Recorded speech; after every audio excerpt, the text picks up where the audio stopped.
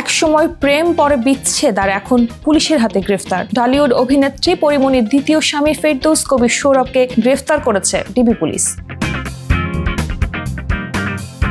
6 March রাজধানীর Bashundhara residential এলাকা থেকে সৌরভকে গ্রেফতার করা হয়। সৌরভ কেশবপুর পৌরসভার সাবেক নারী কাউন্সিলর শাহানা কবির ফাতেমার ছেলে এবং যশোরের কেশবপুর পৌরসভার আওয়ামী লীগ নেতা মেয়র রফিকুল ইসলামের সহচর ছিলেন। এছাড়া তিনি সাবেক সংসদ সদস্য শাহিন চাকলাদার গ্রুপের ঘনিষ্ঠ বলেও জানা গেছে। সৌরভের সঙ্গে পরিমণির সম্পর্ক শুরু হয়েছিল 2012 সালের 28 এপ্রিল। 1 লাখ টাকা দেনমোহরে তাদের বিয়ে হয়েছিল। তবে মাত্র 2 বছর পরেই তৈরি হয় দূরত্ব। পরিমণি ধীরে ধীরে সরে আসেন এই সম্পর্ক থেকে।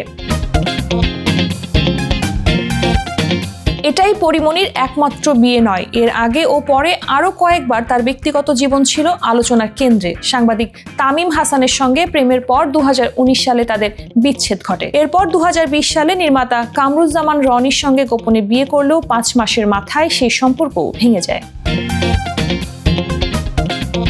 সবচেয়ে আলোচিত ছিল তার তৃতীয় স্বামী অভিনেতা শরীফুল রাজের সঙ্গে সম্পর্ক নিয়ে। মাত্র 7 দিনের পরিচয়ে 2021 সালে তারা বিয়ে করেন এবং 2022 সালে তাদের সন্তান রাজের জন্ম হয়। তবে 2023 সালে সেই সংসারেও দেখা দেয় অস্থিরতা, যা শেষমেশ গড়ায় বিচ্ছেদে।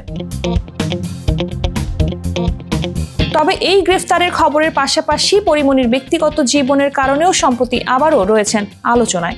5 মার্চ রাতে নিজের ফেসবুক অ্যাকাউন্টে একটি ছবি পোস্ট করেন পরিমণি, যেখানে তাকে এক পুরুষের বাহুডোরে দেখা গেছে। ক্যাপশনে ইঙ্গিত দিলেন জীবনে নতুন বসন্তের। মুহূর্তেই ছবিটি নেট দুনিয়ায় ছড়িয়ে পড়ে। সেই রহস্যময় ব্যক্তির পরিচয় নিয়ে শুরু হয়েছে নতুন আলোচনা।